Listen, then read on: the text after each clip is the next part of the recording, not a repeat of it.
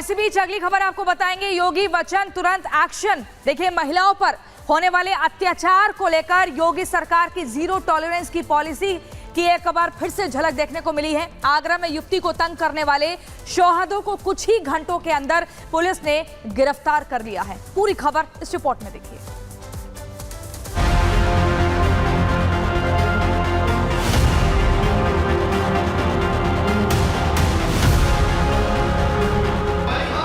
ये सद्भावना वाले लोग हैं, यानी सद्भावना। अब इनके लिए सद्भावना ट्रेन चलाएंगे, इनके लिए बुलेट ट्रेन चलेगी, चिंता मत करो। कोई खिलवाड़ करेगा तो उसका खामियाजा भुगतेगा। सीएम योगी जो कहते हैं वो न सिर्फ करते हैं, बल्कि उनका लिया हर एक फैसला और एक्शन नजीर बन जाता है।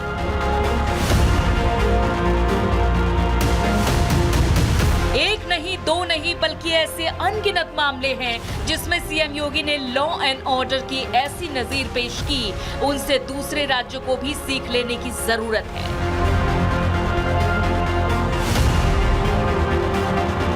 ये तस्वीरें यूपी में सीएम योगी के एक्शन की एक वानगी भर हैं। लखनऊ, आगरा, मुरादाबाद, ये उन 3 शहरों की तस्वीर है जहां सीएम योगी के आदेश पर यूपी पुलिस ने न सिर्फ आरोपी को धर दबोचा, बल्कि उनका पक्का इलाज भी किया है।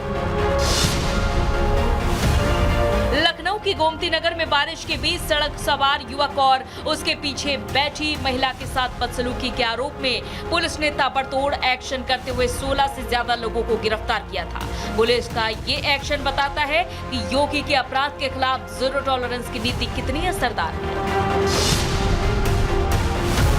सीएम योगी का एक्शन सिर्फ राजधानी लखनऊ तक ही सीमित नहीं है। अभी हाल ही में आगरा में कुछ शोहदों के एक स्कूटी सवार युवती को छेड़ने की घटना पर तत्काल एक्शन करते हुए पुलिस ने 2 आरोपियों को गिरफ्तार कर लिया, जो बताता है कि अपराध छोटा हो या बड़ा, योगी सरकार महिलाओं के खिलाफ अत्याचार बर्दाश्त नहीं करेगी।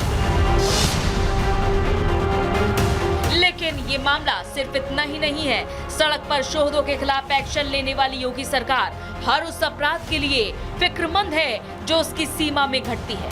अपराध के खिलाफ एक ऐसी वानगी मुरादाबाद से भी देखने को मिली है, जहां मुरादाबाद में नर्स से रेप के आरोप में डॉक्टर शहनवाज सहित 3 को गिरफ्तार किया जा चुका है।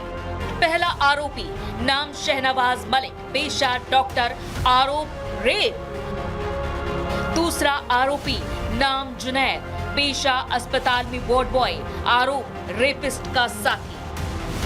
तीसरी आरोपी नाम महनवाज, पेशा नर्स, आरोप रेपिस्ट के साथी। चाहे बुलडोजर एक्शन हो या लव जिहाद के खिलाफ कानून या फिर गौ रक्षा का मुद्दा, लॉ एंड ऑर्डर को लेकर योगी आदित्यनाथ सरकार के प्रयोगों को दूसरे राज्य भी दोहराते दिख रहे हैं। लेकिन कुछ राज्य ऐसे भी हैं जो वोट बैंक और तुष्टीकरण की राजनीति में इस कदर घिरे हुए हैं कि मानो उस राज्य में पुलिस प्रशासन के नाम पर सिर्फ खाना पूर्ति हो रही है। Bureau report, Republic Bharat. और चलिए आगे बढ़ते हैं। प्रधानमंत्री नरेंद्र मोदी 23 अगस्त को यूक्रेन जाने वाले हैं, जहां पर उनकी मुलाकात ज़ेलेंस्की से भी होने वाली है। ऐसे में ये लग रहा है कि रशिया से भी भारत की करीबी अच्छे रिश्ते हैं और ज़ेलेंस्की से भी मुलाकात हो रही है। तो क्या वॉर जोन में शांति की अपील, शांति दूत बनने वाले हैं प्रधानमंत्री, और ये जो युद्ध चल रहा है उस पर क्या विराम लगाने की भी कोशिश कर पाएंगे? रिपोर्ट आपको दिखा दें।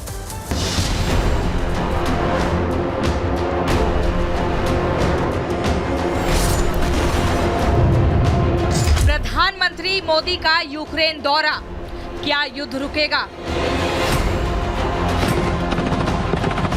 वॉर जोन में पीएम क्या करवाएंगे cease fire? PM Modi Ukraine के कीव जाएंगे, शांति का क्या संदेश देंगे? अपने फैसलों से हर किसी को हैरान करने वाले प्रधानमंत्री मोदी एक बार फिर से पूरी दुनिया को चौंकाने वाले हैं। लीग से हटकर काम करने के लिए जाने जाने वाले मोदी इस बार ऐसे देश की यात्रा पर जाने वाले हैं जिस पर पूरी दुनिया की नजर है। वो देश है यूक्रेन। 21 और 22 अगस्त को पीएम मोदी पोलैंड दौरे पर हैं। जहां से वो ट्रेन से 10 घंटे का सफर तय करेंगे और कीव पहुंचेंगे। 23 अगस्त को यूक्रेन में करीब 7 घंटे से ज्यादा समय तक वॉर जोन में रहेंगे। वहां के राष्ट्रपति वोलोदिमीर ज़ेलेंस्की से उनकी लंबी बातचीत होगी।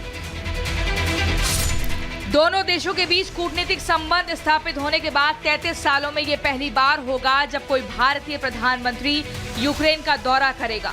पीएम मोदी पिछले महीने 8-9 जुलाई को रूस में थे। पश्चिमी देशों को पीएम मोदी का यह रुख नहीं भाया। हालांकि मोदी अब यूक्रेन भी जा रहे हैं। रूस और यूक्रेन के बीच पीएम मोदी के दौरे के बीच सिर्फ 1.5 महीने का अंतर है। तो क्या इसके पीछे कोई बड़ा संकेत है? क्या प्रधानमंत्री नरेंद्र मोदी ने 2.5 साल पहले शुरू हुए रूस यूक्रेन युद्ध के अंत की स्क्रिप्ट तैयार कर ली है? क्या उन्होंने अपनी स्क्रिप्ट पर रूसी राष्ट्रपति व्लादिमीर पुतिन से मोहर लगवा ली और अब यूक्रेनी राष्ट्रपति वोलोदिमीर ज़ेलेंस्की के सामने इसे पेश करने जा रहे हैं? ये सवाल इसलिए काफी गंभीर है क्योंकि दुनिया प्रधानमंत्री नरेंद्र मोदी पर आस जता चुकी है कि वो चाहे तो रूस यूक्रेन युद्ध खत्म करवाने की राह तैयार कर सकते हैं। पीएम मोदी रूस भी पुतिन के बुलाने पर गए थे और यूक्रेन भी ज़ेलेंस्की के बुलावे पर जा रहे हैं। इससे एक बात तो साफ है कि पीएम मोदी की विश्व गुरु वाली छवि है, उससे दुनिया सहमत है। दुनिया मानती है कि मोदी दोनों देशों के बीच चल रहे युद्ध को रोक सकते हैं। जैसे कि दुनिया भर के ताकतवर नेता खुलकर स्वीकार करते हैं कि मोदी विश्व पटल पर एक प्रभावी शख्सियत हैं, तो फिर वो रूस गए इसलिए किसी दबाव में सिर्फ संतुलन साधने के लिए यूक्रेन तो नहीं जा रहे होंगे। बस 1.5 महीने के अंतर पर दोनों देशों की यात्रा के पीछे मकसद कुछ तो बड़ा होगा। Bureau report, Republic Bharat.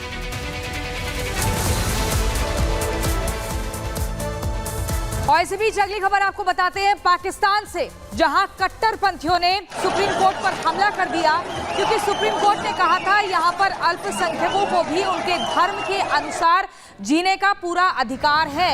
इसको लेकर आपको बता दें जो कट्टरपंथी है वो नाराज हो गए। सोचिए, जब पाकिस्तान में सुप्रीम कोर्ट तक सुरक्षित नहीं है फिर अल्पसंख्यकों का क्या हाल होगा। पाकिस्तान के चीफ जस्टिस काजी फैज ईसा के सिर पर कट्टरपंथियों ने 1 करोड़ का इनाम रख दिया, जिन्होंने एक अहमदिया व्यक्ति मुबारकी सानी को राइट टू रिलीजन के तहत इस निंदा के आरोपों से बरी कर दिया था। इसके बाद हजारों कट्टरपंथियों की भीड़ सुप्रीम कोर्ट में घुस आई और चीफ जस्टिस काजी फैज ईसा के इस्तीफे की मांग करने लगे। ये 3 तस्वीरें आप देखिए पाकिस्तान में सुप्रीम कोर्ट पर कैसे अटैक किया जाता है। कट्टरपंथियों ने हमला बोला। पाक चीफ जस्टिस असुरक्षित है क्या, ये बड़ा सवाल है क्योंकि इन्होंने यानी कि पाक चीफ जस्टिस ने ये कहा था अल्पसंख्यकों के सामने कि उनको भी अपने धर्म के अनुसार जीने का अधिकार है। ये कट्टरपंथियों को रास नहीं आया और उसके बाद उन्होंने किस तरीके से प्रहार किया, ये तस्वीरें आपके सामने हैं। पाकिस्तान में सुप्रीम कोर्ट पर कट्टरपंथियों की भीड़ ने हमला किया। जज पर इस निंदा का आरोप क्या है आपको दिखाते हैं, 1 मिनट की रिपोर्ट। तस्वीरों में दिख रही उग्र भीड़ और बैरिकेड को तोड़ते हुए लोग, हाथों में कट्टरपंथी नारे लिखे पोस्टर और झंडे के साथ सड़कों पर उतरी ये भीड़ पाकिस्तान की है। लेकिन ये भीड़ किसी जायज मांग के लिए सड़कों पर नहीं उतरी, बल्कि कट्टरपंथियों के इस समूह ने देश की सर्वोच्च अदालत पर हमला बोल दिया है।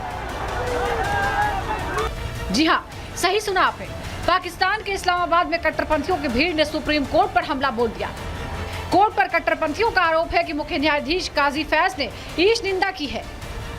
यहाँ आपको यह भी बता दें कि काजी फैज ने अपने एक फैसले में कहा था कि गैर मुसलमानों को भी अपने धर्म का पालन करने का अधिकार है। उनके इस बयान की वजह से फैज के सिर पर 1 करोड़ का इनाम रख दिया गया। काजी फैज पर यह इनाम पाकिस्तान के कट्टरपंथी इस्लामी संगठन तहरीक लब्बैक पाकिस्तान ने घोषित किया है। ऐसे देश में न्याय और कानून की क्या उम्मीद की जा सकती है जहाँ खुद कोर्ट और जज ही सुरक्षित नहीं। Bureau report, Republic Bharat.